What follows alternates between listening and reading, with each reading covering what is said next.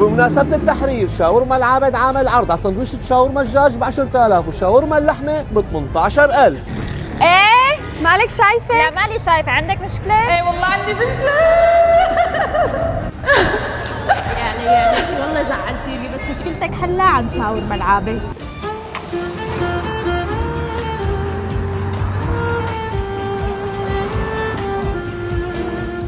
وشاورما العابد جديده سيخ شاورما لحم ضاني.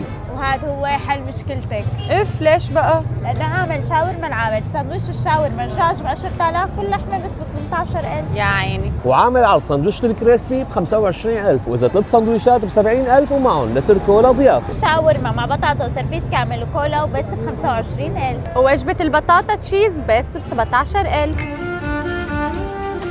ونص كيلو شاورما مع بطاطا وسرفيس كامل ولتر كولا وبس ب 65,000.